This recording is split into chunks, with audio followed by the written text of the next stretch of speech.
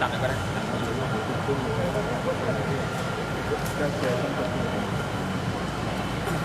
มหาเทเรปมาเทนะทวารตเยนะกตังสัพพังอปราทังกมัตโตพันเตอาหังโลธามิอุเมธรรมจหังธัมมามาพันเต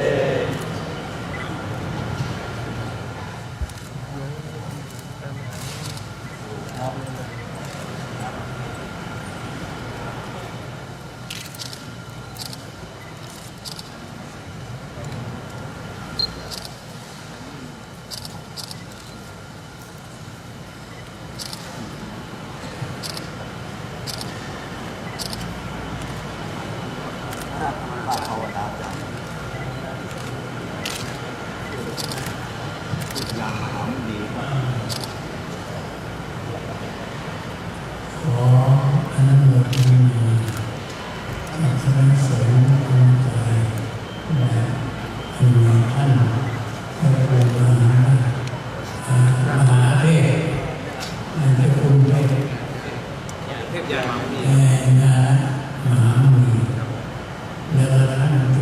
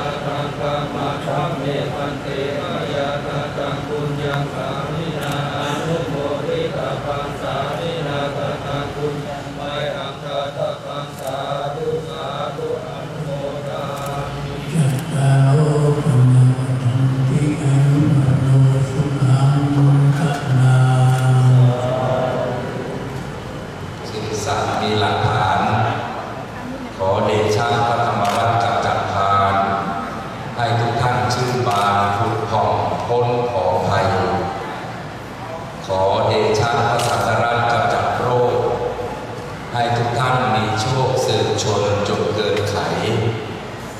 ขอเดชะพระไตรรัตน์อันฉันชัยให้ทุกท่านกล้าวไกลทวีสุขทุกประการเถิดอิมินาสกาเลนะพุทธังอภิปูชยามาอิมินาสกาเลนะธัมมังอภิปูชยามาอิมินาสกาเลนะสังฆังอ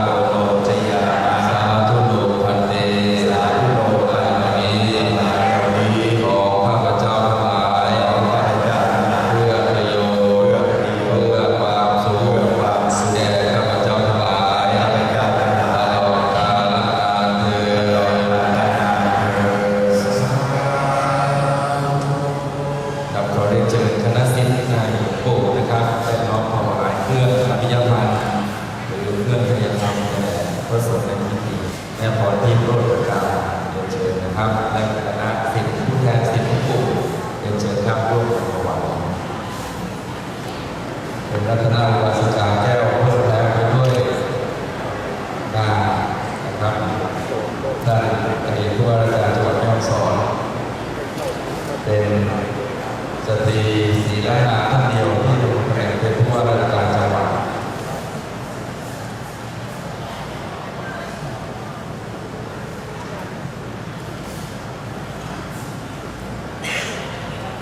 เดี๋ยวจะมีคุณนุจิตคุณหมูนะครับจะน้อมนำวัตถุมงคลมาถวายหลวงปู่เชิญเข้ามาข้างในเลยนะครับ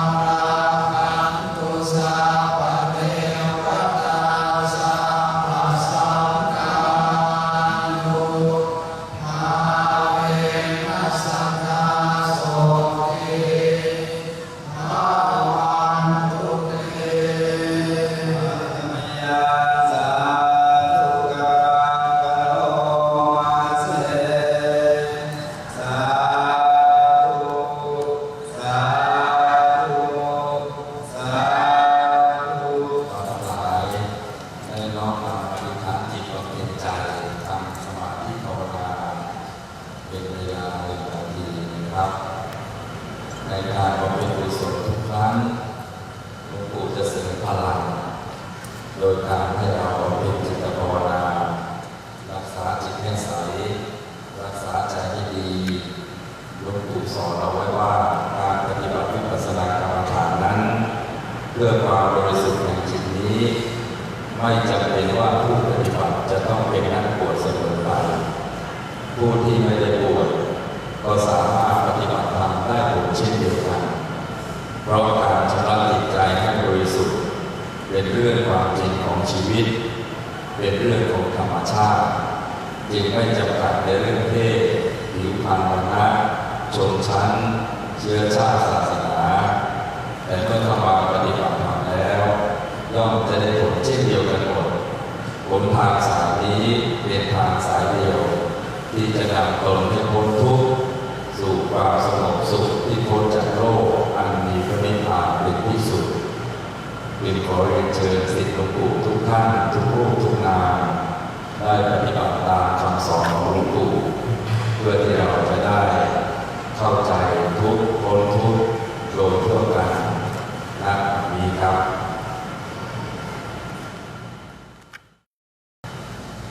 การปฏิบัติธรรมหลวงปู่บอกว่าเพียงช้างกระดิกหูเพียงช้างกระดิกหูเพียงหูแลบลิ้นก็จะเป็นบุญเป็นบารมีทำให้ผู้ปฏิบัติได้เห็นทางในการพ้นทุกข์แล้วจากทุกท่าน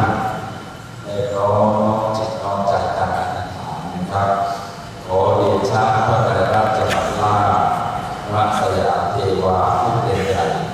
ทั้งปวงสิ่งศักดิ์สิทธิ์ฤทธิ์ไตรน้อมถวายชัยมงคลบนบรรดาขอหลวงปู่พระธรรมมังคลาจารย์ทั้งหลายมีชนยืนคู่ฟ้ามหาศาลบารมีเจิดไตรไปชั่วการ120 ปีผ่านสาธุโขพินโยเถิดสาธุสาธุสาธุ โ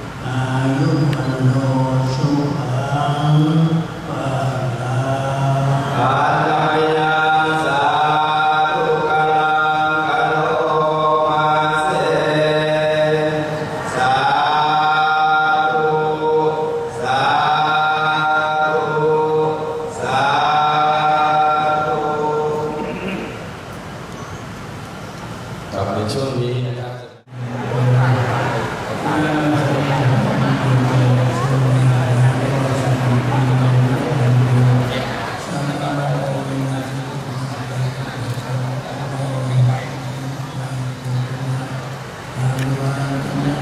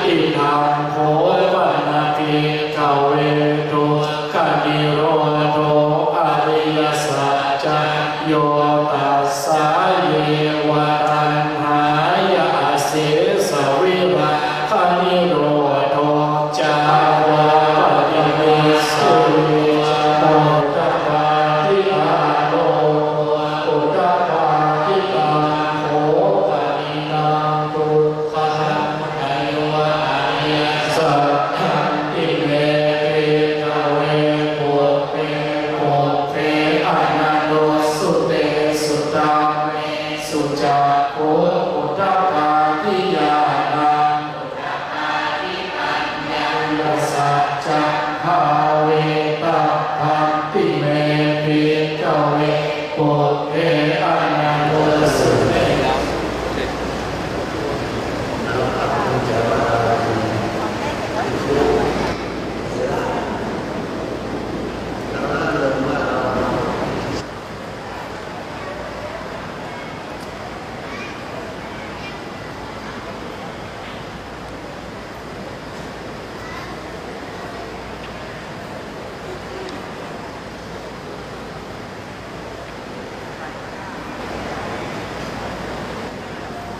ใช้ถุงนี้ใช้สปีดทักษะที่แผ่นต้องใช้ของแผ่นนี้ สมาคมเจ้าคณะใหญ่องค์การเจ้าอาวาสวัดพิชัยยาติการามจะโปรดเมตตาประทานแสดงพระธรรมเทศนาในค่ำคืนนี้เวลา 20 นาฬิกาในโอกาสที่พระเดชพระคุณเจ้าคุณสมเด็จจะโปรดเมตตาแสดงพระธรรมเทศนานั้นเรียกว่าญาติโยมนั้นเป็นบุญตาได้เห็นเจ้าพระองค์สมเด็จเป็นบุญตาได้เจรจาเป็นบุญตาได้อุปถัมภ์เป็นบุญใจได้กราบได้ไหว้เป็นบุญอย่างสูงสุดในโอกาสที่เจ้าพระองค์สมเด็จเดินทางมาแล้วนั้นญาติโยมสาธุชนทางเจ้าหน้าที่จะโปรดเมตตาบอกว่าเจ้าพระองค์สมเด็จเดินทางมาแล้วญาติโยมได้ลุกขึ้นประคองอัญชลีถวายการต้อนรับในเจ้าพระองค์สมเด็จพระบรมชินวงศ์เจ้าคณะใหญ่องค์การกรรมการมหาเถรสมาคมด้วยความพร้อมเพรียงกันและได้น้อมถวายสรรเสริญด้วยบทสังฆคุณน้อมถวายแด่เจ้าพระองค์สมเด็จในค่ำคืนนี้ในเวลา 20 นาฬิกาเจ้าพระองค์สมเด็จจะโปรดเมตตาเดินทางจากที่พักรับรองได้เดินมาที่มหาสารพีถวายการต้อนรับในเมตตาบารมีธรรมในพระเดชพระคุณหลวงปู่พระธรรมังคลาจารย์พระมหาธรรมคณาจารยะศาสนโสพลสิริพรวิปัสสนากรรมฐานอาจารย์พระเดชพระคุณหลวงปู่เป็นพระมหาเถระที่ผู้เป็นเมตตายิ่งได้เมตตาบารมีธรรมในพระเดชพระคุณหลวงปู่นั้นเป็นที่ปรากฏไปถึงสาธารณะด้วยวิปัสสนากรรมฐานอันงดงามในเจ้าพระองค์สมเด็จ นะโมตัสสะภะคะวะโต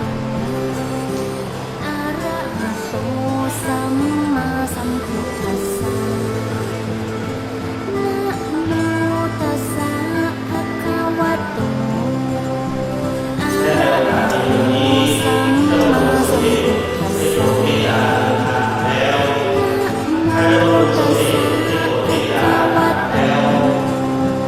อะระหะโตสัมมาสัมพุทธัสสะ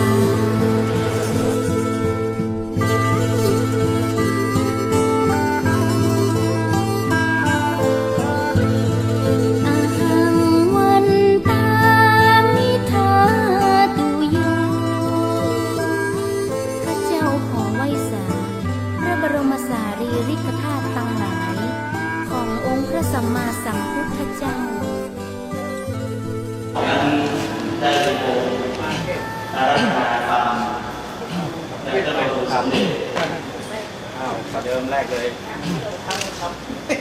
ไปรับสมเด็จครับ แล้วจากนี้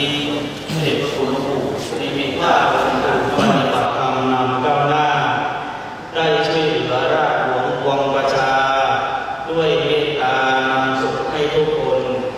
อาฆาตมหากรรมฐานาจารยะแสนประเสริฐมีอำนาจเลิศบารมีมีเลิศล้นหนึ่งสงฆ์ไทยกรรมฐานบันดาลดล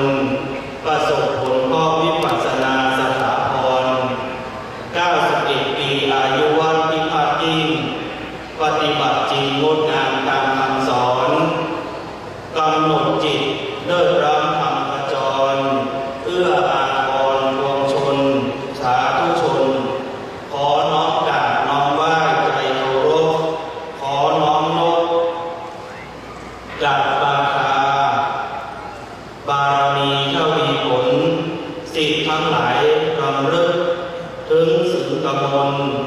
น้อมใจบุญกราบอาภาบูชาเลย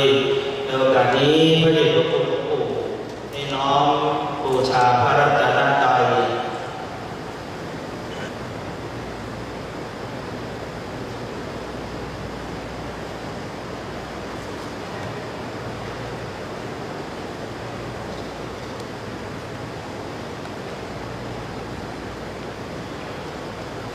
ในโอกาสนี้พระเดชพระคุณหลวงพ่อพระนามคุณาภรณ์หลวงเจ้าหน้าที่7จะได้น้อมถวายความเคารพในเมตตาบารมีธรรมในพระเดชพระคุณหลวงปู่และหลวงพ่อท่านเจ้าคุณพระเทพปริยัติ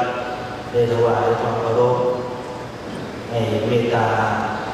บารมีธรรมในพระเดชพระคุณหลวงปู่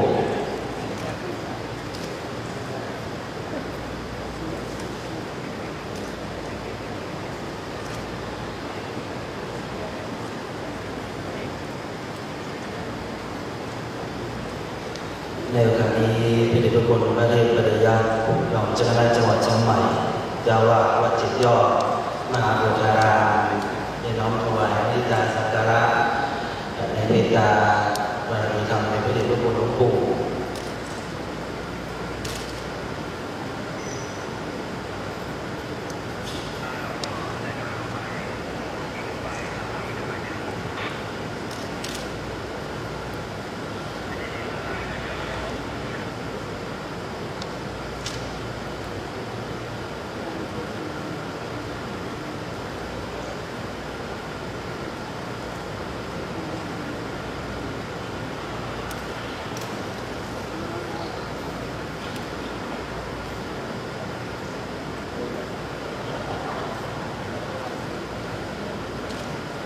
ยายาปฏิปันโนภะคะวะโตสาวกสังโฆสามีจิปฏิปันโนภะคะวะโตสาวกสังโฆญาติกังจัตตาริปุริสยุคานิอัตถปุริสปุคลาเอสะภะคะวะโตสาวกสังโฆ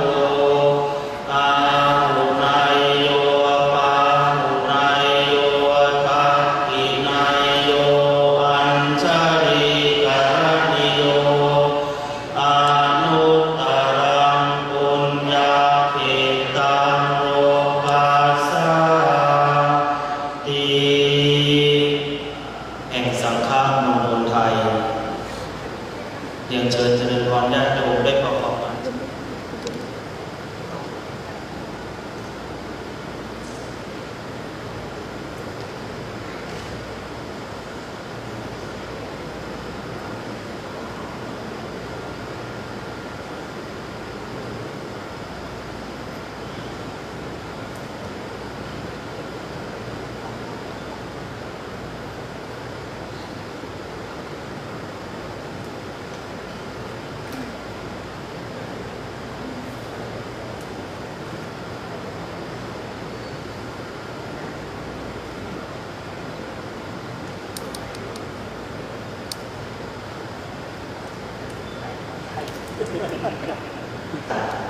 ตัวสมเด็จจะโปรดเมตตานั่งที่รับรองโอกาสนี้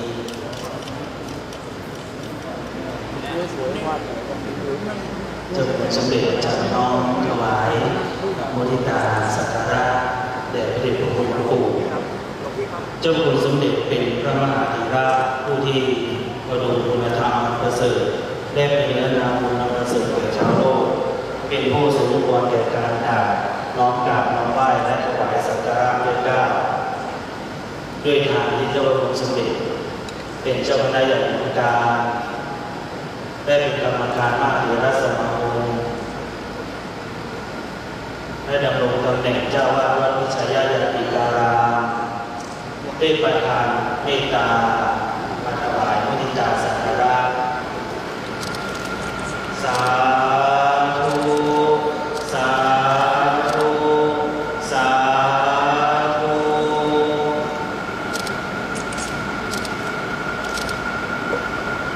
เจ้าคุณสมเด็จได้น้อมถวายมุทิตาสักการะแด่พระเดชพระคุณหลวงปู่ในโอกาสนี้ด้วยความเคารพ เป็นหนังกับจับไปครับจับไปจับวันนี้เอาเลยผู้รับสายอ่ะ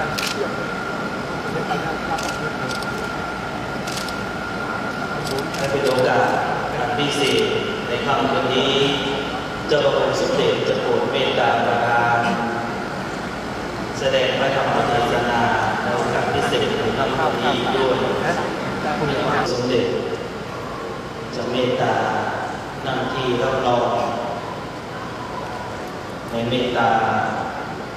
บารมีธรรมในเจ้าพระองค์สมเด็จเจ้าพระองค์สมเด็จในเมตตาเสียสละเวลาอันมีค่าเรียกว่าเจ้าพระองค์สมเด็จเสียสละและในขณะนี้พระเดชพระคุณพระ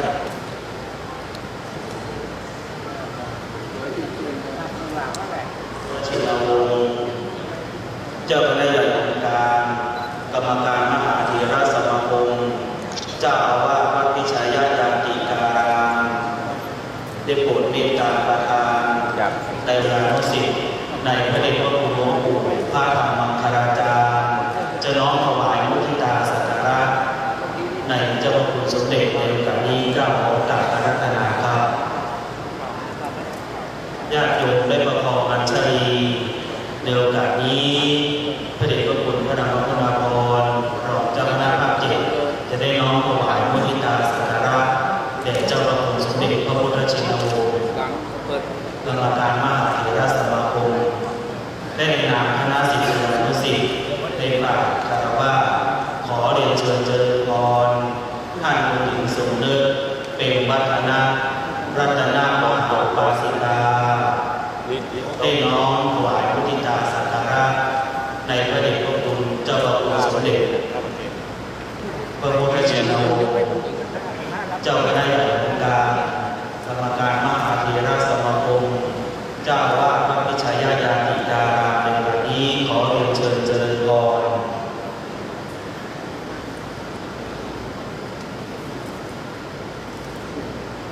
ญาติโยมได้ประกอบอัญชลีได้น้อมถวายมุทิตาสักการะในนามคณะศิษยานุศิษย์ในพระเดชพระคุณหลวงปู่พระธรรมังคลาจารย์ได้เมตตาประทานแสดงพระธรรมเทศนาในค่ำนี้เป็นในโอกาสพิเศษเจ้าพระคุณสมเด็จ ท่านดร.วนิดาบดินทร์ภักดีกุลได้จุดเทียนสองธรรมในโอกาสนี้ระหว่างในด้วยแสงธรรมในค่ำคืนนี้ท่านดร.วนิดาบดินทร์ภักดีกุลอุบาสิกาในบวรพุทธศาสนาท่านหนึ่งที่สนับสนุนพุทธศาสนาจะได้จุดเทียนสองธรรมขอโอกาสประทานเมตตาจากเจ้าพระคุณสมเด็จพระพุทธชินวงศ์เจ้าคณะใหญ่องค์การกรรมการมหาเถรสมาคมจะโปรดเมตตาแสดงพระธรรมเทศนาในโอกาสนี้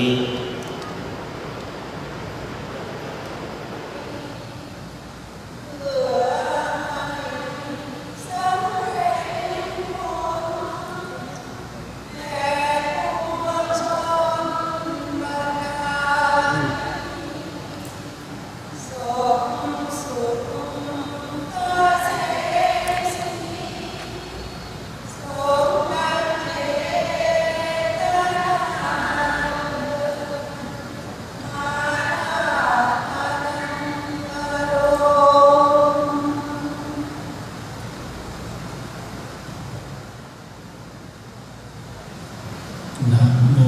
ตัสสะภะคะวะโตอะระหะโตสัมมาสัมพุทธัสสะนะโมตัสสะภะคะวะโตอะระหะโตสัมมาสัมพุทธัสสะนะโมตัสสะภะคะวะโตอะระหะโตสัมมาสัมพุทธัสสะสันตวาอัจจตัง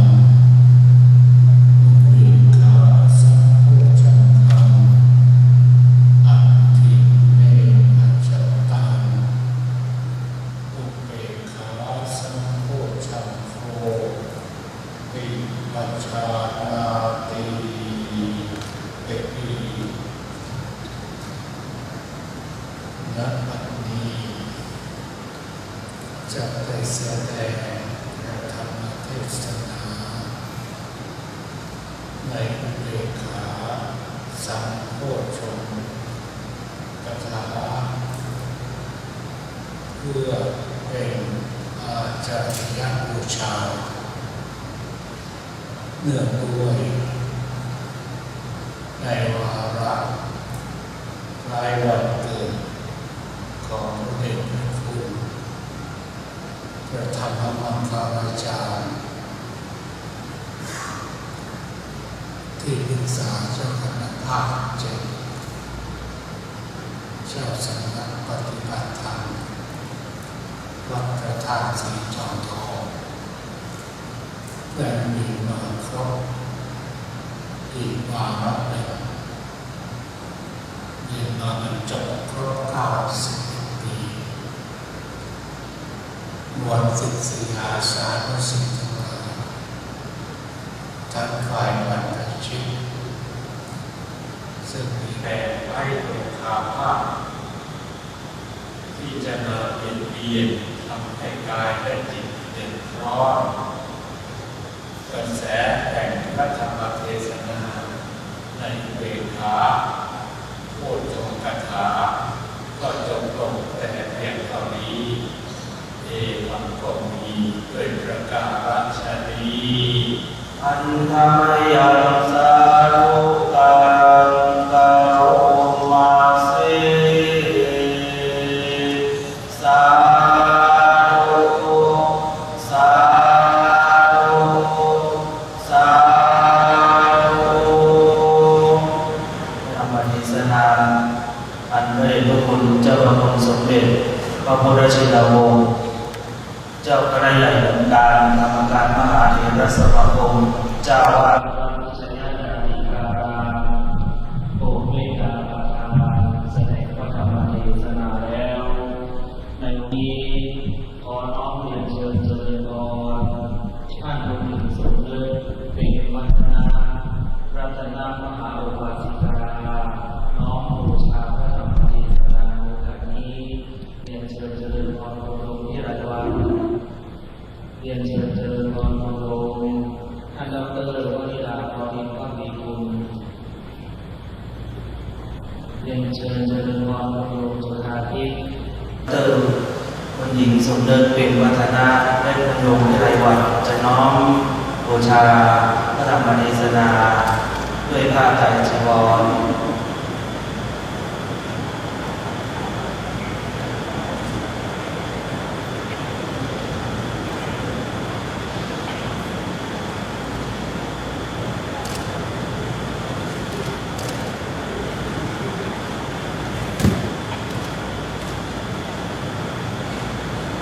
และเรียนเชิญเจริญพร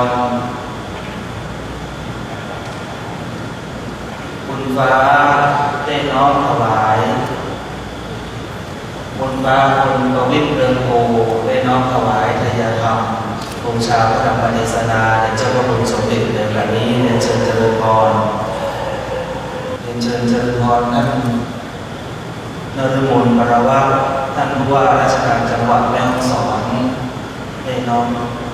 อดีตผู้ว่าราชการจังหวัดแม่ฮ่องสอนและในโอกาสนี้ในนามคณะศิษยานุศิษย์ในบริเวณหลวงปู่ทุกคณะรวมตั้งจิตตั้งใจเป็นหนึ่งเพื่อน้อมถวาย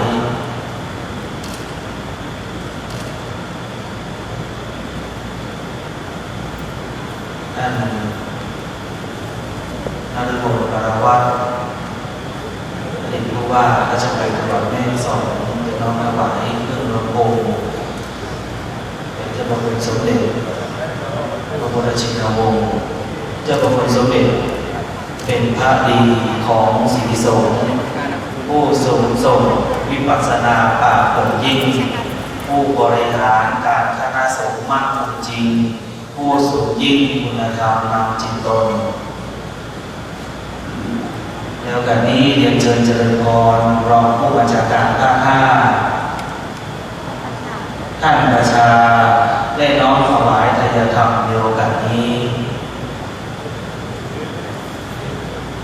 โปรดทรงพระคาถาและวิปัสสนาญาณ16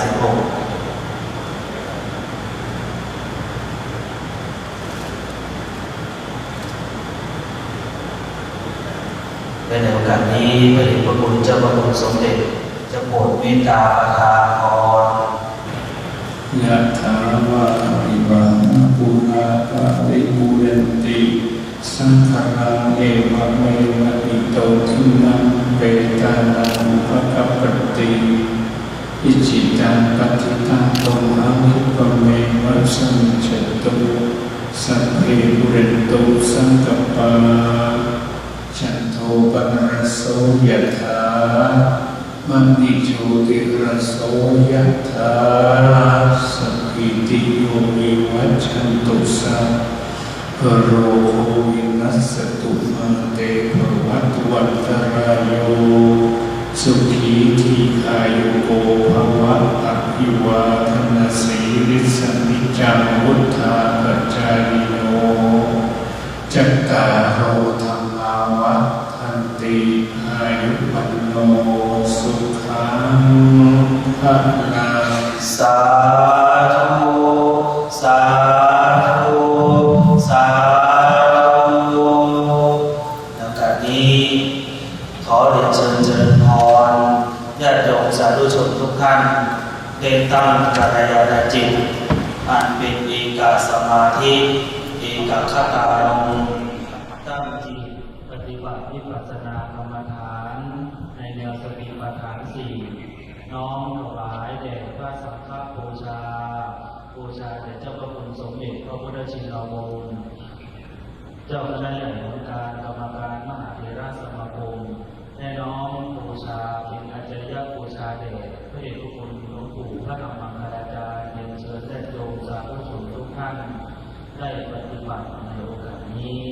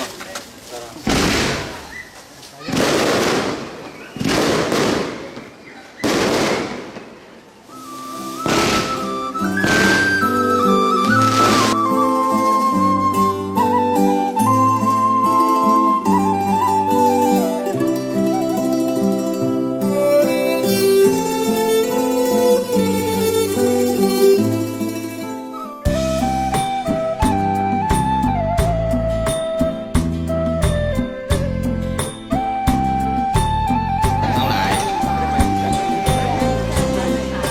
สิ่งที่สำคัญที่สุดก็คือในบรรดาทานนั่นคืออภัยทานนะเพราะฉะนั้นผู้ที่ถ่ายชีวิตโคกระบือนี่ตามความเชื่อหลักการและเหตุผลสนองเคราะห์ให้กับตนเองไปด้วยและครอบครัวไปด้วยนะ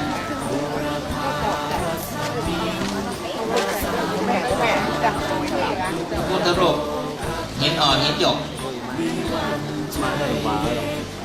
มาแกะสลักคือเห็นเป็นนิมิตมงคลอันนี้ก็เลย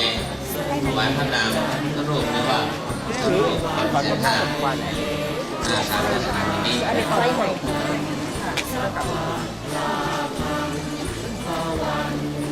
เก๋เป็นร้อยถือไปจัดโซ่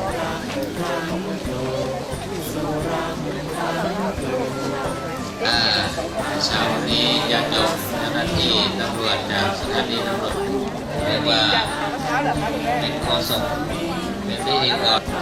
ญาติโยมทั้งหลายตอนนี้หลังจากพระเดชพระคุณหลวงพ่อภารกิจแล้วคือพระเดชพระคุณหลวงพ่อพระวิสุทธิวงศ์ศาสตราจารย์รองนายกองบาลีสนามหลวง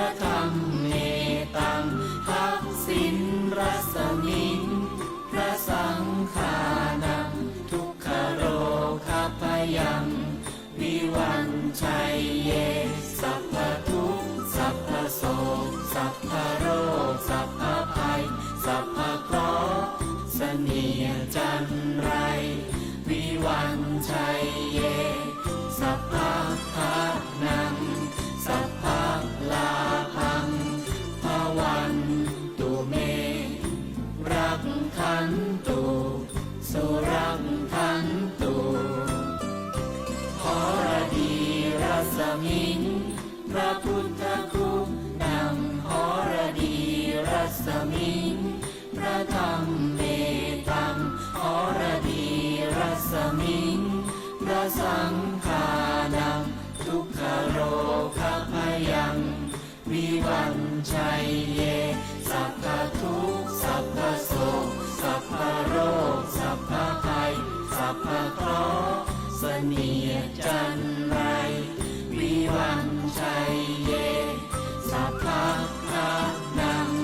สัพพะลาภัง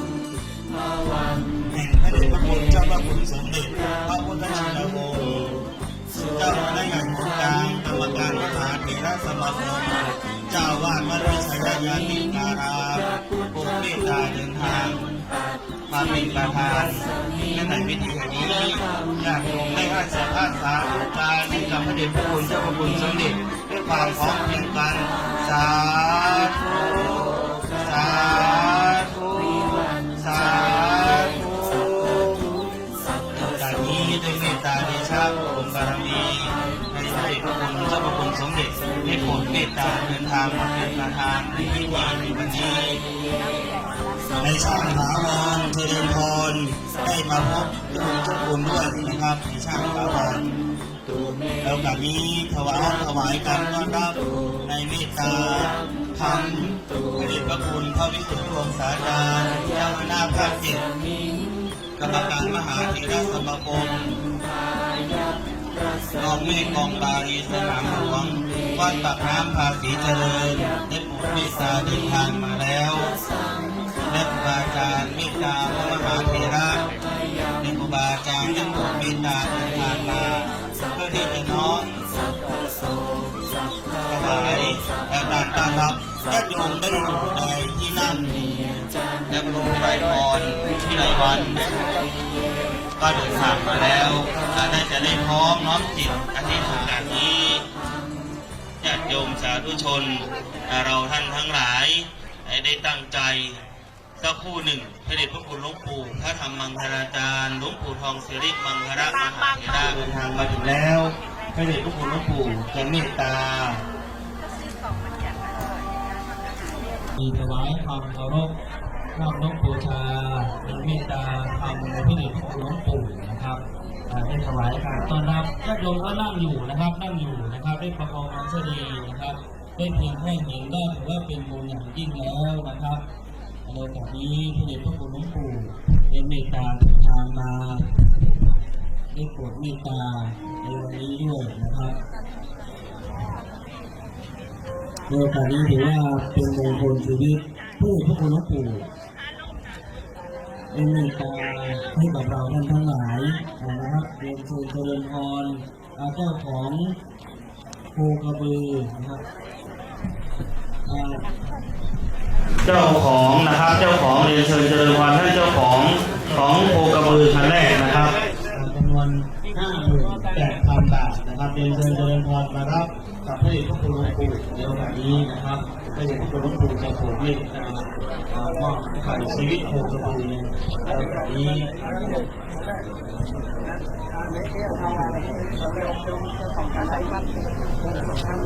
ยกเข้ามาสาธุสาธุสาธุนะครับเจ้าของรถคันที่2นะครับมารับมอบกับโค1วัว2กระบือทั้งโคทั้งปลายนะครับแล้วก็รับมอบจากพระเดชสาธุสาธุสาธุ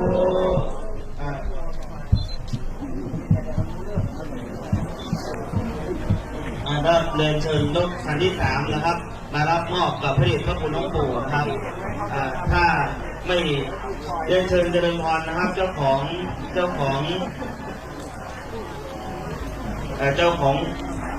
ะบือนะครับมารับมอบพระเดชพระคุณหลวงปู่จะได้มอบให้นะครับเดี๋ยวกันนี้พระเดชพระคุณหลวงปู่ได้น้อมถวายแด่พระเดชพระคุณเจ้าคุณสมเด็จสาธุสาธุ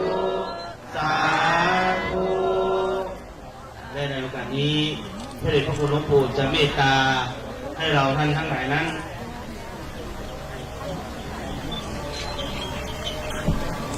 พระเดชพระคุณหลวงเรียนเชิญเจริญพรญาติโยมได้นั่งนะครับได้นั่งแล้วพระเดชพระคุณหลวงปู่จะโปรดเมตตานำกล่าวนำเราท่านทั้งหลาย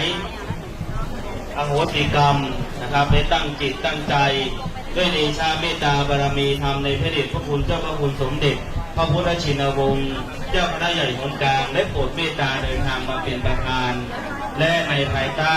เมตตาธรรมในพระเดชพระคุณพระวิสุทธิวงศาจารย์เจ้าคณะภาค7และในเมตตาบารมีธรรมในพระเดชพระคุณหลวงปู่พระธรรมมังคลาจารย์หลวงปู่ทองสิริอัครมหาเถระขอสัตตคุณเยนะด้วยอำนาจที่ได้อันมีพระเดชพระคุณท่านเจ้าคุณ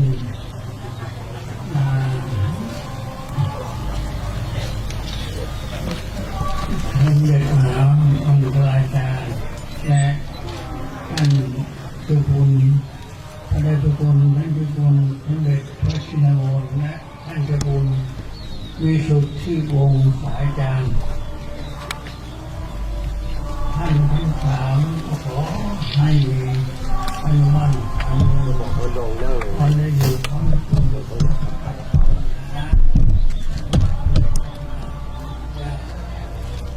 วันนี้อาตมาด้วยงานสุขทั้งหลายก็ขอให้มีอายุมันยืนยาวอยู่กับดวงศาสนาไปนานเท่าที่จะนานได้และขอให้เราไปว่ากายกัมมังกายกัมมังวาจีกัมมังวาจีกัมมังมโนกัมมังมโนกัมมังสันติจะโตสังสันติจะโตสัง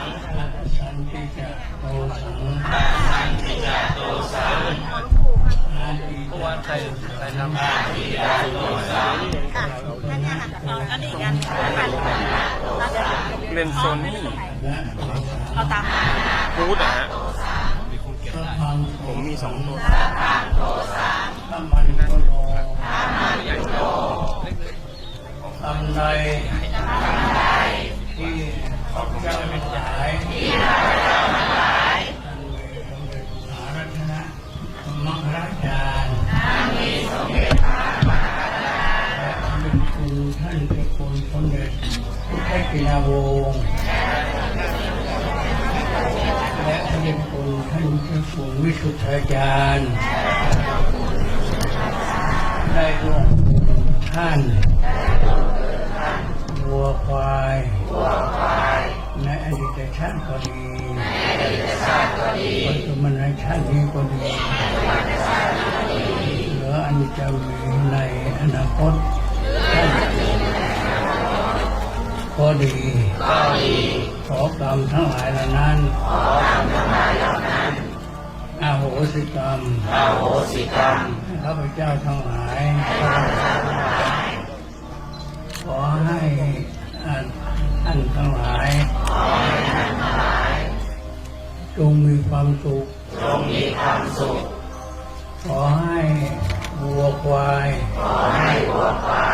ที่ข้าพเจ้าทั้งหลายได้ร่วมได้ครับด้วยกายด้วยใจรู้ก็ดีไม่รู้ก็ดีก็ขออโหสิให้พระเจ้าทั้งหลายให้พ้นจากทุกข์พ้นจากภัยพ้นจากโรคขอให้ผู้ข้าทั้งหลายได้มีโอกาสบำเพ็ญบารมีส่งเสริมพระพุทธศา สนาและประเทศชาติสืบต่อไปด้วยอำนาจแห่งบุญผู้ข้าทั้งหลายได้บำเพ็ญแล้วนี้จงเป็นพระวะปัจจัยได้บรรลุมรรคผลนิพพานถ้าหากว่าอินทรีย์แก่กล้าอนุธรรมโดยภพชาติปัจจุบันในท่านนี้แต่ว่าอินทรีย์ยังอ่อนอยู่ขอจงเป็นพระวะปัจจัยให้ได้บรรลุมรรคผลนิพพานในอนาคตการในภายภาคหน้าเที่ยงแท้ดีหรือแด่เทิน สาธุสาธุสาธุในโอกาสนี้ท่านพระเดชพระคุณหลวงปู่ได้เมตตาให้ท่านพระครูประหลัดนพพันธ์ได้นำขันขอขมานะครับท่านพระครูประหลัดนพพันธ์ได้รับมอบเมตตาจากพระเดชพระคุณหลวงปู่และพระเดชพระคุณเจ้าพระคุณสมเด็จพระพุทธชินวงศ์ได้เป็นตัวแทนไปพรมนะครับทั้งควายและก็โคครับทั้งควายและก็วัวนะครับโอกาสนี้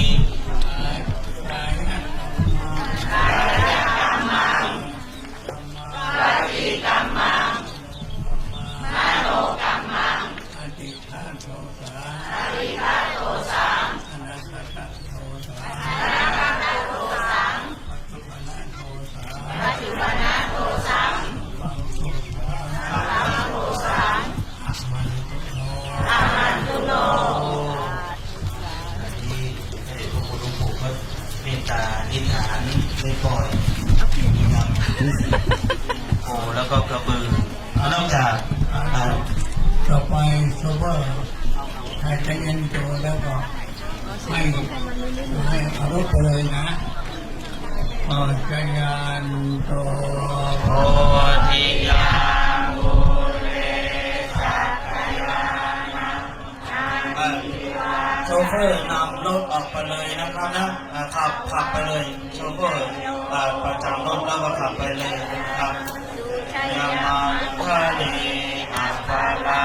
ชิตาปันนังเกสีเสปัทวิโกคาเลอภิเสเกสัพพะพุทธานังอาคาอัตโตปโมทติสุนังคา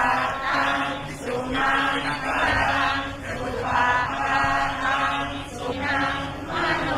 กรรมังปณิทิเตปะทังทินาปะทังทินานิกัตตวานรตังตัตเตปะทังทิเนโพธิยามุเลสักยานะนันทิวัตโนเอวังลาวังนิชโยโหติชยาสุชยมังคะเลอะปาราชิตาปัลลังเกสีเสปัทวิโกคะเลอะภิเสเกสัพพะพุทธานังอาคาอัตโตปโมทติสุนังคาตังสุมังคลังสุภาภาตังสุรุกิตังสุจโยสุโหโตจะสุยิ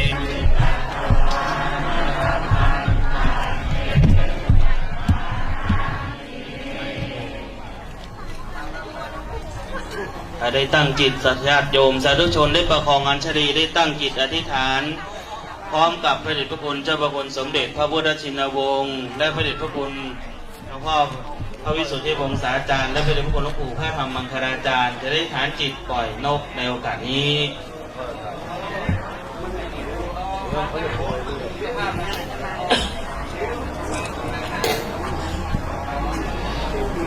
เ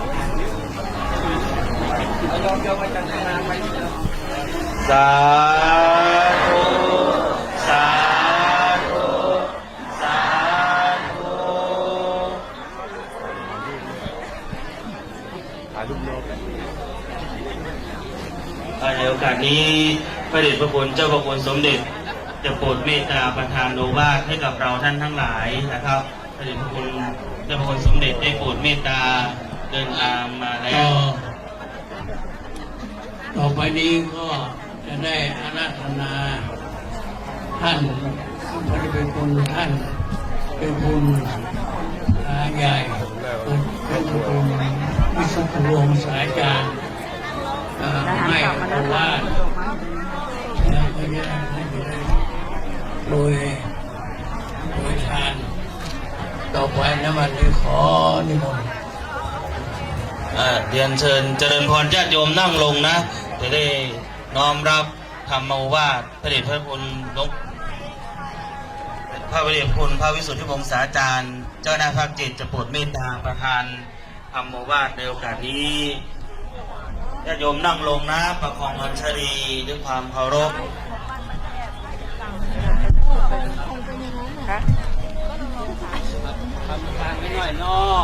ขอโอกาสแด่พระเดชพระคุณสมเด็จพระพุทธชินวงศ์พระคณะใหญ่สงกรานต์เจ้าอาวาสวัดปิจยาอาจิการามกรรมการมหาเถรสมาคมและขอโอกาสแด่หลวงพ่อพระธรรมมังคลาจารย์ที่ปรึกษาเจ้าคณะภาค7เจ้าวาดวัดพระธาตุศรีจอมทองวรวิหารและสงฆ์เถรานุเถระทุกรูปและขอเจริญพรศรัทธาสาธุชนทุกท่านที่อยู่ในสมาคมในการเสริมสร้างบุญบารมีในการปล่อยโคและกระบือในครั้งนี้ท่านทั้งหลายได้ยินดีในบุญญพิธีคือไถ่ชีวิตโคและกระบือเนื่องในอภิรักษ์ทิตสมัยคล้ายวันเกิดของหลวงพ่อพระธรรมมังคลาจารย์ที่ปรึกษาเจ้าคณะภาค7ซึ่งอายุได้91ปีในวันนี้ตรงนี้ก็จะขึ้น92ปีต่อไปโยมก็รออีก1ปีให้ครบ92ปีทุกคนรับเนื้อสาธุสาธุในบุญญาพิธีของการบำเพ็ญกุศลนี้ก็ได้มีท่านเจ้าคุณศรีศิลปาจารย์ผู้ช่วยเจ้าวาดวัดพระธาตุศรีจอมทองวรวิหารและพระมหาเถรานุเถระหลายรูปในวัดพระธาตุศรีจอมทองและได้อาศัยใบบุญของศรัทธาสาธุชนทุกท่านซึ่งมีคุณหญิงสมนึกเปรมวัฒนะเป็นต้นและอีกหลายท่านที่ไม่ได้เอ่ยนามในที่นี้ก็ขอให้ทุกท่านนั้นเราเป็นผู้มีส่วนเรียกว่าปุญญภาคิโนเป็นผู้มีส่วนแห่งบุญเรียกว่าเท่ากันกับที่หลวงพ่อพระธรรมมังคลาจารย์ได้สร้างได้สั่งสมอบรมมา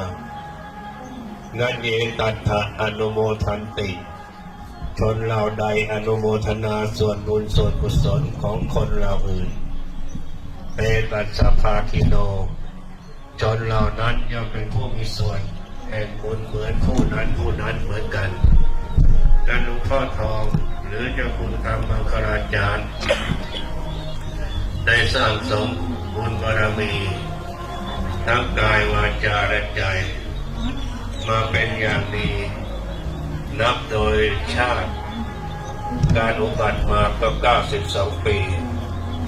ถ้านับโดยบรรพชาก็71พรรษาในช่วงระยะเวลาที่มีความเป็นมนุษย์อยู่ในโลกมนุษย์นี้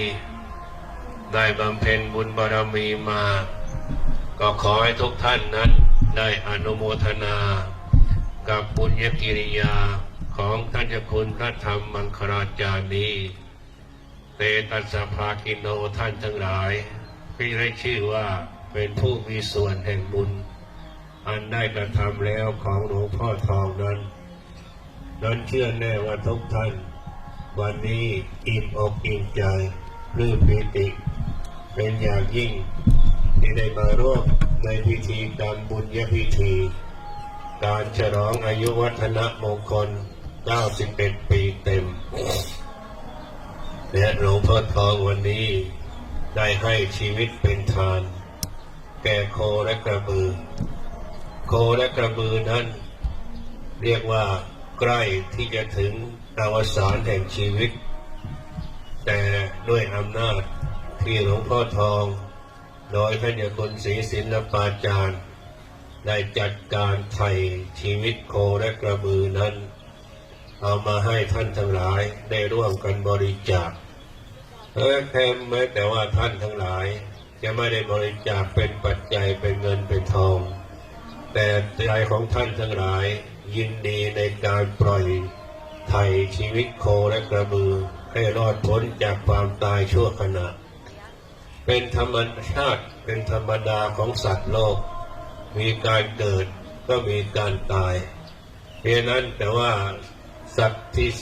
เป็นโคและกระบือที่ได้ปล่อยไปนี้ถึงแม้ว่าจะถึงฆาตกรรมหมายถึงที่เจ้าคุณศรีศิลปาจารย์ได้บอกว่าเอาที่เขากำลังจะฆ่าก็เรียกว่าได้มา6 ชีวิตแล้วได้ทราบข่าวว่ามีอีก1 ชีวิตอาศัยมาในท้องของแม่มาด้วยฉะนั้นก็เรียกว่า7 ชีวิตด้วยกันได้รอดพ้นจากความตายชั่วขณะให้เขาชดใช้กรรมของเขาให้หมดให้สิ้นไปในภพนี้ชาตินี้เราท่านทั้งหลายศรัทธาสาธุชนทุกท่านก็ได้ชื่อว่าเป็นผู้มีส่วนแห่งการไถ่ชีวิตโคและกระบือให้มีชีวิตยืนยาวนานไปชั้นใดในการให้อายุแก่สัตว์ทั้งหลายอายุนั้นก็หมายถึงว่าต่ออายุของโคกระบือนั้นให้ยืดยาวนานไปเพื่อจะได้ชดใช้กรรมที่ได้ทำเอาไว้ให้บรรเทาเบาบางและหมดสิ้นไปในที่สุด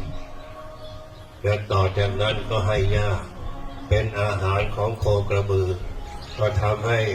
ท่านทั้งหลายมีวรรณะผิวพรรณผ่องใสสะโคกระบือทั้ง6 ตัว6 ตัว7 ตัวในท้องนั้นก็เรียกว่ามีกำลังวังชาดีมีความสุขเราจะเห็นได้โคกระบือนั้นมีน้ำตาไหลซึมซาบถ้าเขาพูดได้เขาก็จะขอบใจหลวงพ่อทองธรรมมังคลาจารย์นี้อย่างยิ่งและศรัทธาสาธุชนทุกท่านที่ได้ช่วยไถ่ชีวิตโคกระบือของเขานั้นให้ยืดยาวนานต่อไปนี่ไม่ใช่อาตมารู้ภาษาสัตว์นะแต่ว่าเข้าใจสันนิษฐานเอาคือในเรื่องราวต่างๆทั้งเป็นประวัติศาสตร์ว่าโคกระบือที่เขานำไปสู่ตะแรงแกงคือสถานที่จะพึงฆ่าแล้วมันก็มีน้ำตาไหลซึมซาบนี่ก็เป็นลักษณะที่เขาพูดให้เราฟังไม่ได้แต่สอบกิริยาให้รู้ว่า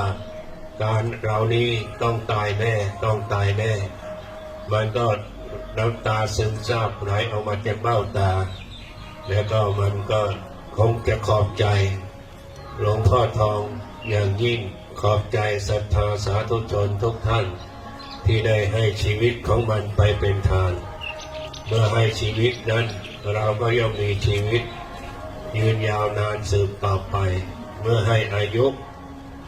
ของโคกระบือนั้นเราก็จะมีอายุยืนยาวนานต่อไปเมื่อให้วรรณะคือหญ้าสำหรับเป็นอาหารเราก็จะมีผิวพรรณผ่องใสและเราก็จะมีความสุขเหมือนอย่างที่โคกระบือมาได้รอดพ้นจากความตายชั่วขณะหนึ่งนี้เพราะฉะนั้นท่านทั้งหลายจงอนุโมทนาในบุญญกิริยาการปล่อยโคกระบือนี้กับหลวงพ่อพระธรรมมังคลาจารย์ที่ได้ประพฤติปฏิบัติมาเป็นเวลานับหลาย10 ปีด้วยกัน เรียกว่าวันนี้หลวงพ่อทองก็ได้เป็นผู้กล่าวนำในลักษณะอธิษฐานจิตว่าชีวิตของเรานี้ถ้าอินทรีย์แก่กล้าก็ให้พบมรรคผลนิพพานถ้ายังไม่แก่กล้าก็ขอให้เป็นสัมมาทิฏฐิได้บำเพ็ญบุญกุศลนี้ยิ่งขึ้นไปอาตมาภาพในนามของเจ้าพระคุณสมเด็จพระพุทธชินวงศ์เจ้าคณะใหญ่หนกลางกรรมการมหาเถรสมาคมเจ้าวาดวัดพิจยญาติการามและคณะสงฆ์ทั้งหลายทั้งปวงขอตั้งอธิษฐานจิตอำนวยพรให้ญาติโยมสาธุชนศรัทธาสาธุชนทั้งหลายจงเป็นผู้ปราศจากทุกข์ปราศจากโศกปราศจากโรคปราศจากภัยและขอให้มีอายุยืนยาวนานผิวพรรณผ่องใสสุขขังสุขกายสบายใจอีกทั้งพลังอนามัยเข้มแรงแข็งแรงทุกประการและปฏิภาณไหวพริบให้พบดวงแก้วแคล้วบวงมารเจอพระนิพพานในอนาคตการโดยทั่วหน้ากันทุกท่านทุกคนเถิดอันธมยังสาธุกาลังกาโรมาเซสาธุสาธุสาธุได้เมตตาได้พระเดชพระคุณเจ้าพระคุณสมเด็จพระพุทธชินวงศ์ได้เมตตาให้พระเดชพระคุณพระวิสุทธิวงศาจารย์เจ้าคณะภาค7ได้โปรดเมตตาประทานธรรมโมวาทแล้วนั้นในโอกาสนี้พระเดชพระคุณหลวงปู่จะมอบ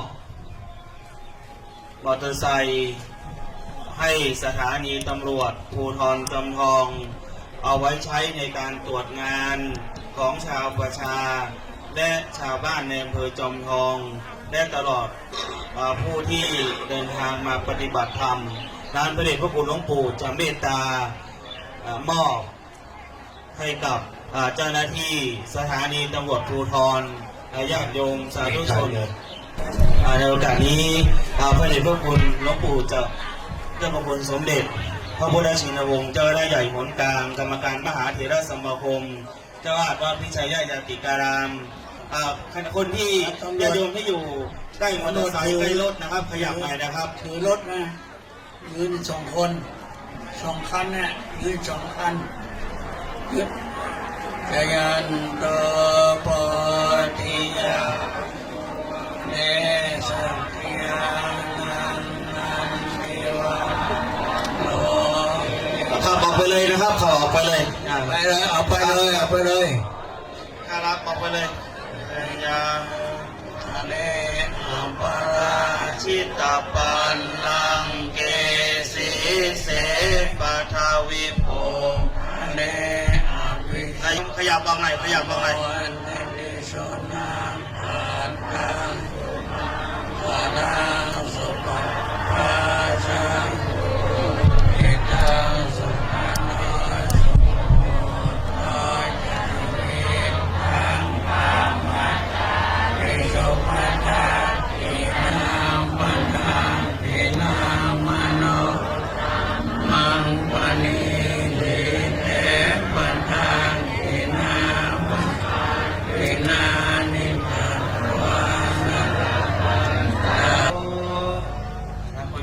ขยับออกก่อนนะคุณโยม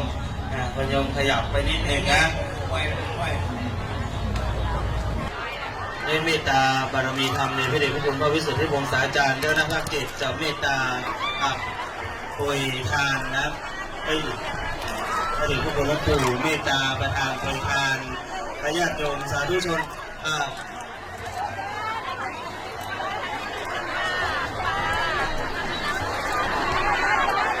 คุณโยมไปด้านหน้าเลยนะคุณโยมนอกจากนี้ได้โปรยทานในคราวนี้ก็ญาติโยมที่ได้แล้วก็ถอยนะครับให้คนอื่นบ้างนะฮะแบ่งกันนะฮะดังนั้นก็คนไทยเราก็แบ่งกันมีอะไรก็แบ่งกันแบ่งคนละอันนะไม่ต้องแย่งกันมีเยอะดังนั้นก็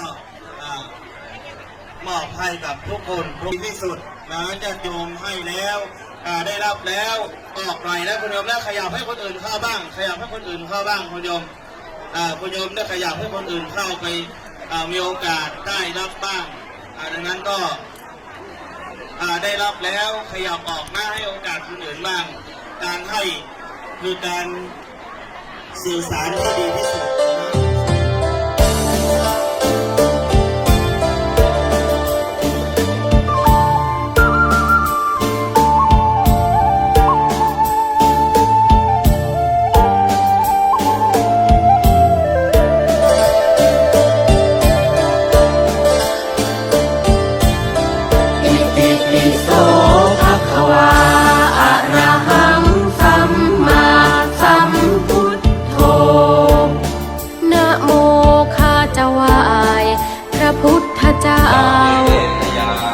ทุกพระองค์เมื่อข้าจะดับจิตลง สัพเพเตอันตรายา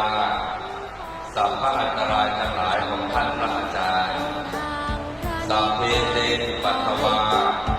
สัพพะปัตถวะทั้งหลายของท่านพระหมู่มารขอให้ท่านพระศรีอานข้าจะไปนมัสการพระเกศแก้วพระจุฬามณีเจดีย์สถาน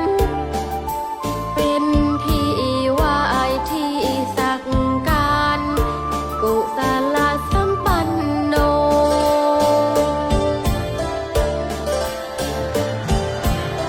อิติปิโสภะคะวาอะระหังสัมมาสัมพุทโธนะโมข้าจะไหว้พระธรรมเจ้าของพระพุทธองค์ ขอศรัทธาทั้งหลายได้เข้ามาในมหาศาลาด้วยนะครับรักหลวงปู่บูชาหลวงปู่กตัญญูเชิดชูหลวงปู่ต้องเข้ามาให้เต็มครับขอปรับเสียงแหลมนิดนึงขอปรับเสียงให้แหลมนิดนึงนะครับการทุกท่านครับขณะนี้ท่านผู้ว่าราชการจังหวัดเชียงใหม่นะครับพร้อมคณะดีแล้วครับดีแล้วครับพร้อมคณะนะครับกำลังอัญเชิญเครื่องสักการะของสมเด็จพระบรมโอรสาธิราชสยามกุฎราชกุมารที่ได้ทรงพระราชทานถวายหลวงปู่พระธรรมมังคลาจารย์นะครับขอพี่น้องศรัทธาสาธุชนทุกท่านกราบถวายการต้อนรับหลวงปู่อันธรรมยังสาธุการังกโรมาเต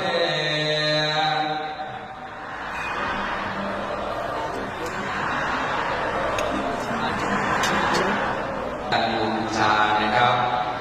ท่านที่เคารพครับสิทธิ์มาของหลวงปู่สิทธิ์มาของหลวงปู่เรามาเชิดชูเรามาบูชามาที่7มาค้ำจุนพระพุทธศาสนามาที่8มารักษาศีล5มาที่9มาสามัคคีร่วมชาติ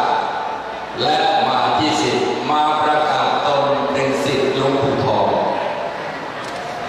นี่คือสิทธิ์มากตัญญูบูชาหลวงปู่ทองอัคคมหากรรมฐานาจาริยะสิริมังคลมหาเถระขณะนี้ท่านสสสุรพลเกียรติชัยกรอดีตสมาชิกสภาผู้แทนราษฎรจังหวัดเชียงใหม่เขต9พรรคเพื่อไทยได้น้อมนำเครื่องสักการะวรามิตรที่ปรึกษาจารย์กรรมการมหาเทศสมาคมเจ้าคณะภาค7วัดปากน้ำภาษีเจริญได้โปรดเดินทางมายังมหาศาลาเราท่านทั้งหลายก็ได้น้อมถวายการต้อนรับพระเดชพระคุณหลวงพ่อเจ้าคณะภาค7ด้วยความเคารพอย่างยิ่งพร้อมกันแล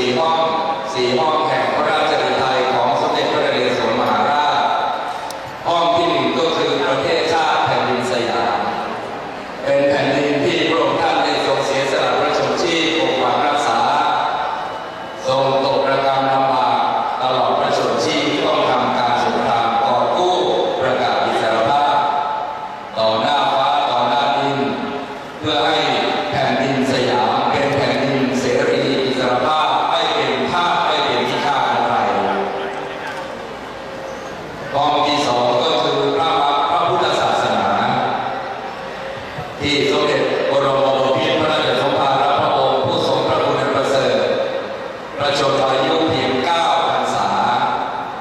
ก็เสด็จไปสู่วงศาวดีในคณะเฉลิมศักดิ์ตัวประกันพระองค์ได้ทรงมุ่งมั่นปากมันมอบกายถวายองค์ต่อท่านพระมหาเถรคังช่องไปบรรพชาเป็นสามเณรศึกษาเล่าเรียนพระปริยัติธรรมฝึกหัดในเรื่องของสัมประสาทสัพพสารทั้งหลายมียุทโธปกรณ์เป็นต้นสมเด็จบุรพามหากษัตริยาธิราชเจ้ามีพระบรมราชมีพระราชบิดาเป็นต้นก็คือสมเด็จพระมหาธรรมราชาธิราชเจ้าและห้องสุดท้ายก็คือประสบกนิกรประชาชนคนไทยทั้งหลายที่ได้ทรงมอบพระราชฤทัยให้กับคนไทยทั้งชาติ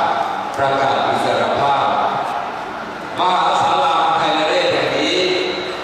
เป็นมหาศาลาเป็นบุรุษว่าดวงพระราชฤทัย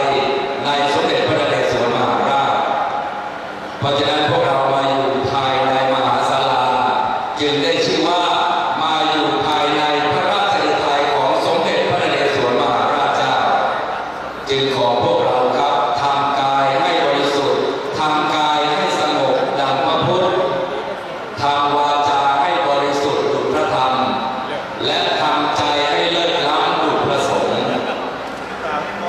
ในท่านผู้ว่าราชการจังหวัดเชียงใหม่อัญเชิญพระบารมีปกเกล้าเพื่อเราประสบในกรทุกหมู่เหล่าใกล้จะมาถึงมหาศาลาแล้วเรียนเชิญเข้ามาในมหาศาลาแบบนี้ครับเรียนเชิญนะครับท่านอุบาสกอุบาสิกาท่านศรัทธาซึ่งเป็นศิษย์ของหลวงปู่ทุกท่านนะครับกรุณาเข้ามาในมหาศาลาโดยด่วนเลยครับ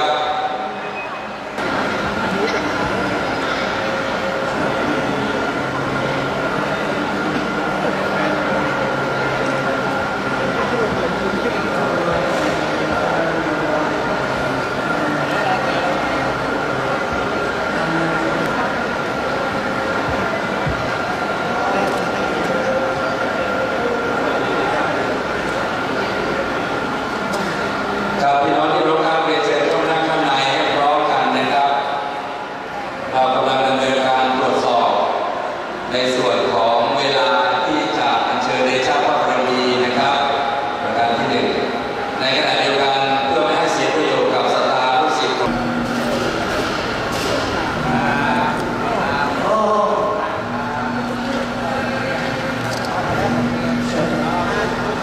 ครับท่านที่เคารพครับขณะนี้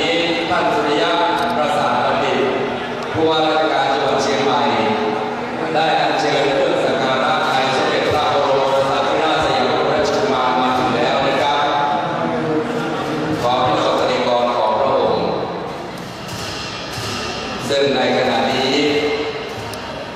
ท่านผู้ว่าราชการจังหวัดเชียงใหม่ได้อัญเชิญเดชะพระบารมีมาแล้วนะครับ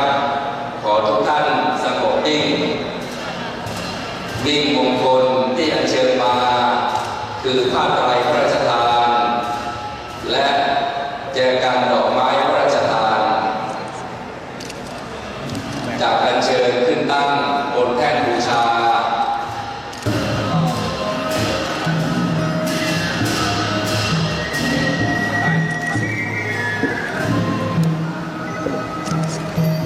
กับวันนี้เจ้าพนักงานพระราชพิธีได้อัญเชิญเครื่องสักการะพระราชทานอันประกอบไปด้วยผ้าไตรพระราชทานและแจกันดอกไม้พระราชทานในสมเด็จพระบรมโอรสาธิราชสยามกุฎราชกุมารอัญเชิญขึ้นตั้งและแท่นบูชา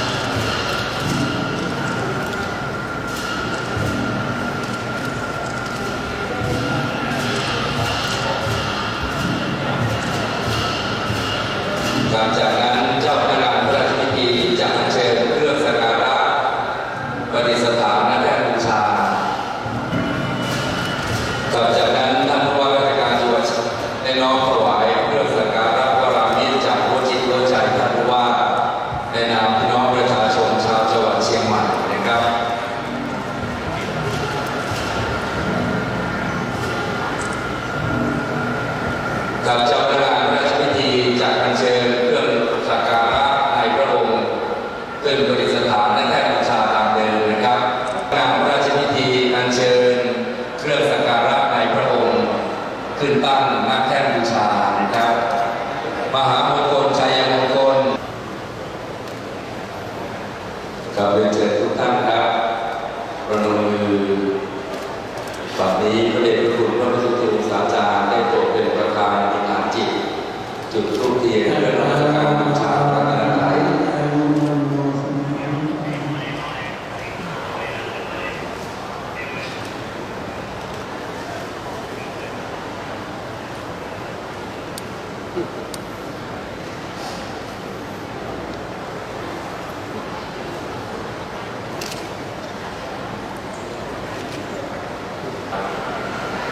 เป็นคารวะธรรมที่พระเดชพระคุณพระพุทธทูตสาจารย์ได้ทำให้ดูได้อยู่ให้เห็นได้เป็นต้นแบบที่ดีที่สุดและนี่คือพระที่อยู่ในดวงใจของชาวไทยและชาวต่างประเทศด้วยเหตุแห่งมหาสติปัฏฐานวิปัสสนาเป็นที่มาแห่งความยิ่งใหญ่จากนั้นพระเดชพระคุณหลวงพ่อเจ้าคณะภาค 7จะได้ขึ้นนั่งนะธรรมะ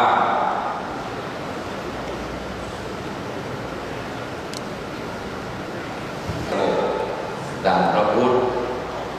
ทำวาจาให้บริสุทธิ์ดั่งพระธรรมและทำจิตใจให้เลิศล้ำดั่งพระสงฆ์จากนี้เราขอประทานอนุญาต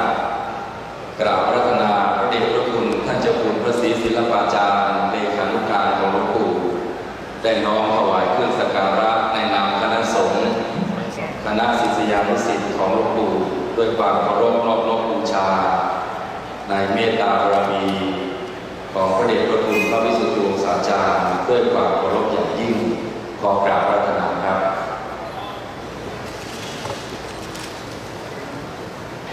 จากนั้นในนามประชาชนชาวจังหวัดเชียงใหม่ทุกหมู่เหล่าขอกราบเรียนเชิญท่านสุริยะประสาทบัณฑิตผู้ว่าราชการจังหวัดเชียงใหม่ได้ถวายเครื่องสักการะแด่พระเดชพระคุณด้วยความเคารพอย่างยิ่งและน้อมถวายตลปัดพระรองไปพร้อมกัน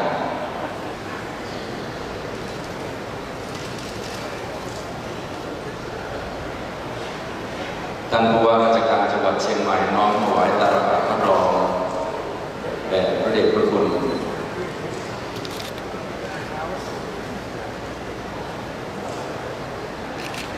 ไปปฏิบัติภารกิจต่อครับขอพี่น้องชาวต่างประเทศนั่งก่อนนั่งอยู่เรียนเชิญท่านพลเอกเป็นโรจน์มหาสารานนท์ได้ถวายเครื่องสักการะแด่พระเดชพระคุณในนามรัตนอุบาสกศิษย์หลวงปู่ทุกท่านที่นั่งอยู่ก่อนครับ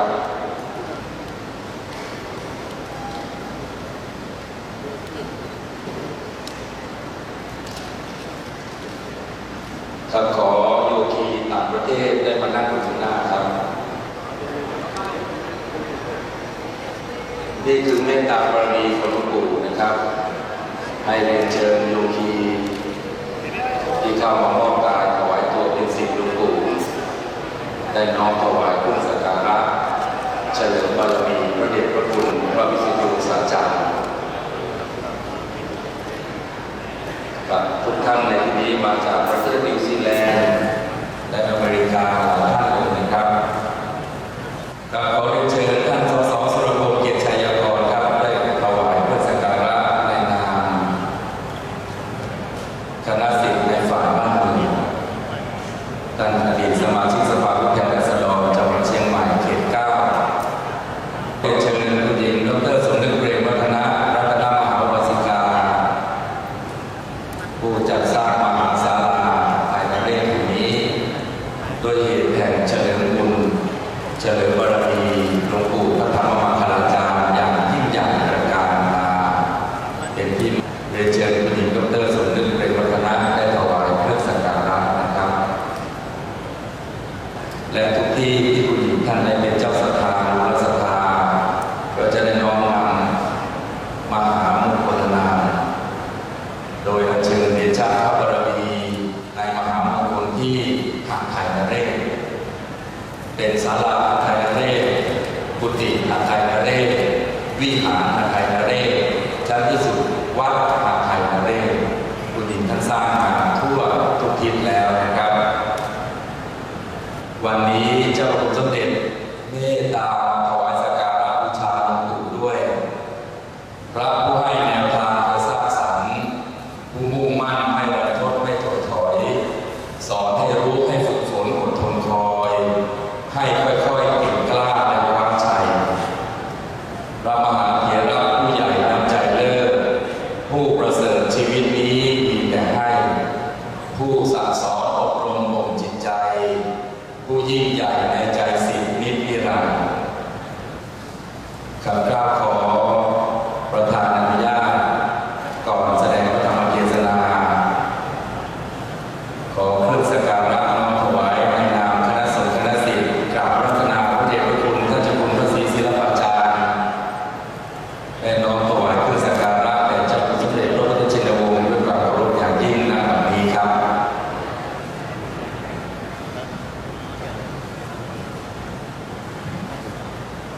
พระเดชพระคุณท่านเจ้าคุณพระศรีศิลปาจารย์รูปนี้เจริญบารมีสนองงานภาระธุระของหลวงปู่ทางพระกรรมฐานและทางคณะสงฆ์อย่างยิ่งใหญ่เสมอมาจากนั้นโยคีจากอเมริกานิวซีแลนด์และต่างประเทศทั้งนั้นจะได้เข้าถวายเครื่องสักการะในขณะนี้ด้วยนะครับจังหวัดนครราชสีมางามสง่าเป็นที่มาแห่งความผาสุกทุกประการจนถึงวันนี้และการเรียนเพื่อคุณอาสาในบรรดาปริญญาตรีปริญญาโทปริญญาเอกบัณฑิตมหาบัณฑิตดุษฎีบัณฑิตมีที่เดียวในโลกที่เป็นสาขามหาสติปัฏฐาน4นั่นก็หมายความว่าวิปัสสนาในเมตตาบารมีเจ้าคุณสมเด็จบัดนี้มีหลักสูตรถ้าเรียนจบเป็นปริญญาตรีเรียนจบเป็นมหาบัณฑิตปริญญาโทและเรียนจบเป็นดุษฎีบัณฑิตปริญญาเอกหลักสูตรวิปัสสนามีแห่งเดียวครับที่มหาวิทยาลัยมหาจุฬาลงกรณราชวิทยาลัยวิทยาเขตบาลีพุทธโคตจังหวัดนครปฐมในบารมีของเจ้าพระสมเด็จพระพุทธชินวงศ์แห่งเดียวในโลกที่จัดหลักสูตรวิปัสสนาถึงดุษฎีบัณฑิตครับบิณฑาสการเรนะสังฆังอภิปูชยามะอะระหังสัมมาสัมพุทโธภควาพุทธังภควันตังอภิวาเทมิสวากขาโตภควตาธัมโมธัมมังนามัสสามิชาติกาเทเสตุธัมมังอนุกัมมิมังปัจจามิ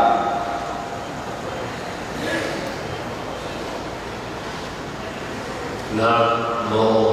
ตัสสะภะคะวะโตอะระหะโตสัมมาสัมพุทธัสสะนะโมตัสสะภะคะวะโตอะระหะโตสัมมาสัมพุทธัสสะนะโมตัสสะภะคะวะโตอะระหะโตสัมมาสัมพุทธัสสะมโนปุพังขมาธรรมามโนเสถามโนมยามนัสสาจิปสัมเดนะภาสติมากโรติมาตโตนาสุขนโมเอติชายามะอนุปายินีตินันปัตตินันนักตาราชบัณฑิตได้ถือเอาว่าได้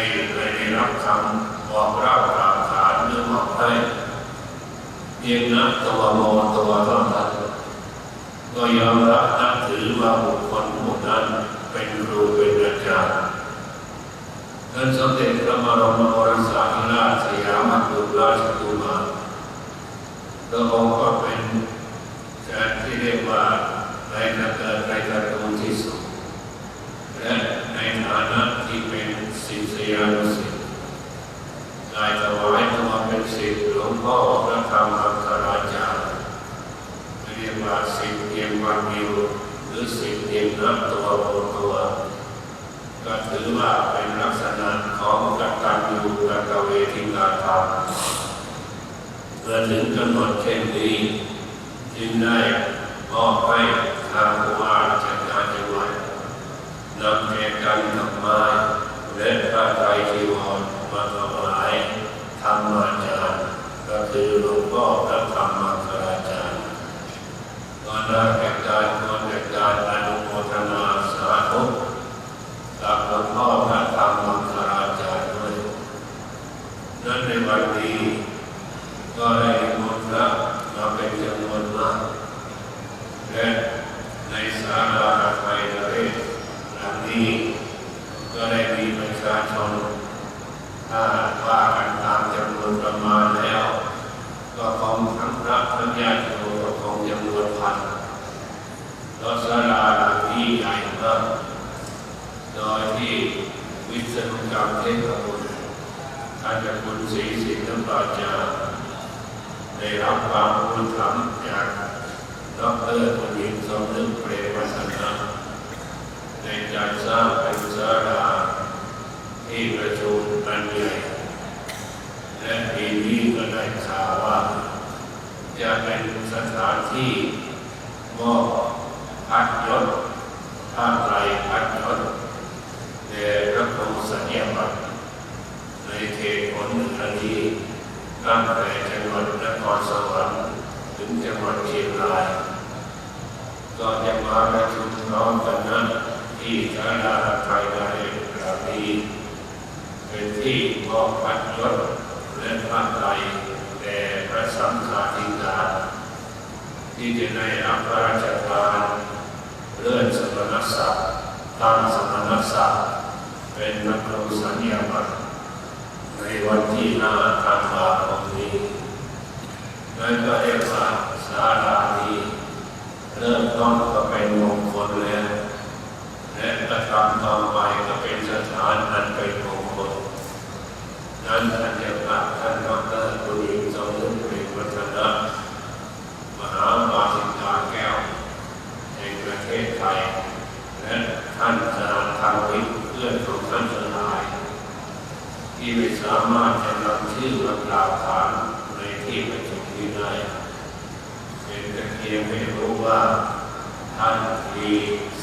สหายกันเป็นธรรมด้วยมิตรที่มีจิตใจนั้นผูกพันกันอยู่เมื่อมีงานอะไรเกิดขึ้นก็จะมาช่วยเหลือเอื้อกูลกันให้งานนั้นสำเร็จลงไปวันนี้มาปรารภถึงอภิรักษ์กิจสมัยคล้ายวันเกิดของหลวงพ่อพระธรรมมังคลาจารย์อาตมาภาพได้ยกพุทธวจนะรักดำรัสขององค์สมเด็จพระสัมมาสัมพุทธเจ้าที่ตรัสไว้ในธรรมบทพุทธกนิกายตอน1-2 เรื่องด้วยกันก็คือมโนปุพังธรรมาเป็นต้นว่าธรรมทั้งหลายหรือสังฆะทั้งหลายมีใจเป็นหัวหน้ามีใจประเสริฐสำเร็จได้ด้วยใจถ้าหากว่าใจของคนเรานั้นผ่องใสเลื่อมใสไม่ว่าจะเป็นการพูดหรือเป็นการทำก็รับยังเป็นอุปมาอุปไมยเหมือนเงาตามตัวของคนนั้นอยู่นั้นและก็ย่อมนำมาซึ่งความสุขดังนี้ได้ยินหมดได้ฟังหมดถ้าประเทศก่อนแล้วไปถามท่านที่ว่าจะเพิ่มวิสุทธิมงคลอาจารย์เทศเรื่องอะไรหลวงพ่อยังตอบทันทีว่าไม่รู้เทศเรื่องอะไรไม่รู้แต่ความจริงท่านรู้การปฏิบัติธรรมและการปฏิบัติธรรมนี้เรียกว่าสร้างความดีให้เกิดมีขึ้นแก่ตัวของท่านเองในลักษณะเขาเรียกว่ามโนปุพังธรรมาธรรมาทำทั้งหลายมีใจเป็นใหญ่ทำทั้งหลายมีใจประเสริฐทำทั้งหลายสำเร็จได้โดยใจก็รวมความว่ากายกรรมวจีกรรมเป็นรอง ส่วนมโนกรรมนั้นเป็นหนึ่งการทำก็ดีการพูดก็ดีนั้นเป็นรองส่วนการนึกคิดฝึกจิตนั้นเป็นหนึ่งเป็นอันดับหนึ่งนั้นท่านเลือกทางในทางปฏิบัติถึงแม้ว่าปริยัติไม่มีชั้นมีประโยชน์กับทางแต่ประการใดแต่ถ้าชั้นธรรมะเป็นการปฏิบัตินั้นก็เรียกว่าเป็นชั้นปรมัตถ์หรือหมายถึงว่าปฏิบัติธรรมได้เรียกว่าปฏิบัติได้ทำได้พูดได้คิดได้ซึ่งเป็นคติธรรมของหลวงพ่อพระธรรมสารจารย์นี่ก็เป็นเรื่องที่เรียกว่าท่านทำได้คือพูดได้ทำได้อย่างนี้ในนั้นในลักษณะเริ่มต้นที่ประวัติของท่านได้กล่าวเอาไว้มาเรียนทั้งสมถะเรียนทั้งวิปัสสนาสมถะกรรมฐานและวิปัสสนากรรมฐานเมื่อคืนนี้พระคุณสมเด็จพระพุทธชินวงศ์ก็ได้เทศน์เกี่ยวกับเรื่องวิปัสสนากรรมฐานเช้าไอ้ดินลงเข้าไปปากเข้าไปในยกเจ้าท่านพระคุณสมเด็จใจหนึ่งก็มีชาท่านเทศน์ดีอย่างไรมียอมเข้าไปชมเชยว่าเมื่อคืนเทศน์วิปัสสนาไปร้องเพลงจริงๆนั่นก็เรียกว่าอนุโมทนาด้วยยอมตั้งใจฟังเพราะนั้นกรรมฐานนั้นมีสองอย่างสมถะกรรมฐานที่เรียกว่ากิเลสสเวทีสมถะธรรมชาติใดยังกิเลสให้สงบระงับได้ชั่วคราวธรรมชาติอันที่บุสมถะวิเศษเสนวิปัสสติติวิปัสสนามาธรรมชาติใดย่อมเห็นโดยวิเศษเหตุนั้นธรรมชาตินั้นที่วิปัสสนาดังนั้นหลวงพ่อทองท่านมีทั้งสมถะกรรมฐานและวิปัสสนากรรมฐานรวมความแล้วกายกรรมของท่านเรามองเห็นว่าท่านทำเป็นกรรมดีวจีกรรมของท่านเราได้ยินว่าท่านพูดแต่สิ่งที่เป็นมงคลเตือนสติให้เราไม่หลงหลงและมโนกรรมก็เป็นการแสดงให้รู้ถึงจิตใจของท่านเป็นอย่างไรดังนั้นกายกรรมวจีกรรมมโนกรรมกายกรรมจึงเป็นเรียกว่าเป็นประธานวจีกรรมเป็นรองมโนกรรมนั้นเป็นสุดท้ายกายกรรมวจีกรรมและมโนกรรมก็เรียกว่าสำเร็จได้ด้วยใจการกระทำดีก็สำเร็จได้ด้วยใจการพูดดีก็สำเร็จได้ด้วยใจการคิดดีก็สำเร็จได้ด้วยใจรวมความว่าตั้งแต่เริ่มต้นจนถึงที่สุดนั้นเรียกว่ากายกรรมวจีกรรมและมโนกรรมเมื่อคนเรามีจิตใจผ่องใสแล้วมีใจผ่องใสแล้วจะพูดก็ดีจะทำก็ดีจะนึกคิดก็เป็นกุศลจะพูดตัวนี้ก็เป็น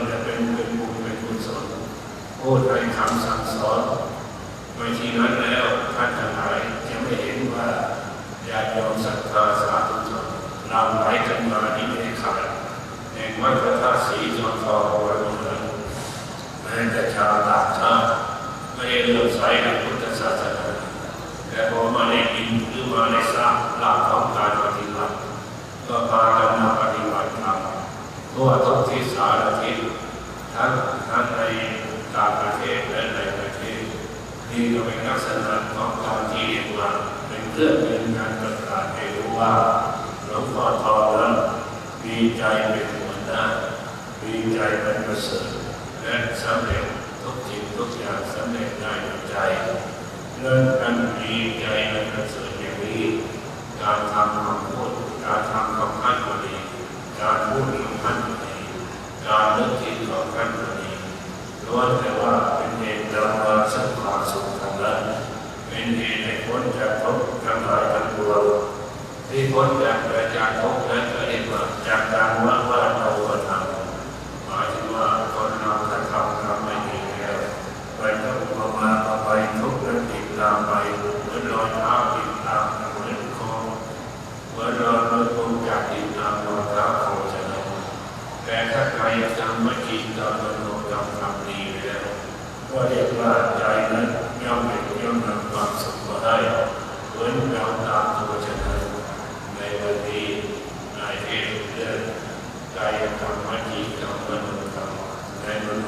พักทางนักศึกษาในเรื่องของสมควรเป็นเวลาอาเทศเลยมากกว่านี้ยกรับอีก100 กว่ารูปก็ได้ทำหน้าที่ไม่ได้ต้องเป็นหน้าที่ในการทำอาตมาก็จะขอยกการแสดงพระธรรมเทศนาไว้และสองทั้งรวมมหาเถระเถระมาจากที่ต่างๆมาจากที่สาธุทิศ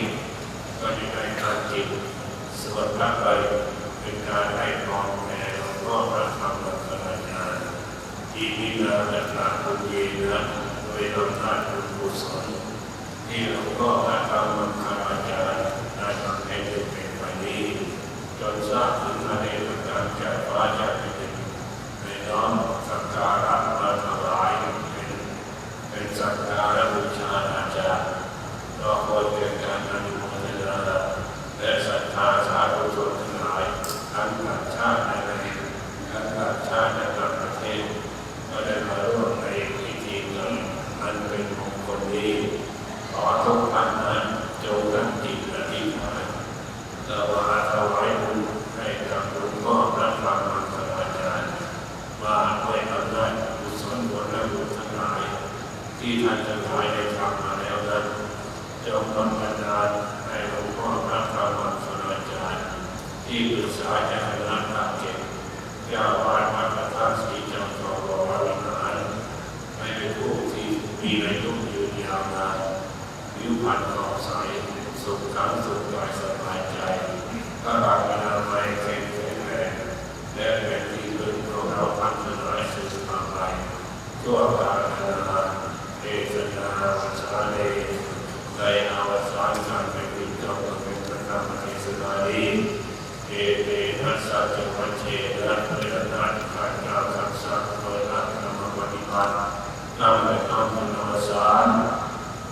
ทุกทางปัญญาจะเรียนรู้ทางนั้นหลายที่ถึงเนื้อซึ่งทุกจงมีรักษาสัจจะสื่อสึกทุกสองทางปัญญาจะเรียนรู้ทางนั้นหลายที่ถึงเนื้อซึ่งสองจงมีรักษาสัจจะสื่อสึกทุกพยายามปัญญาจะเรียนรู้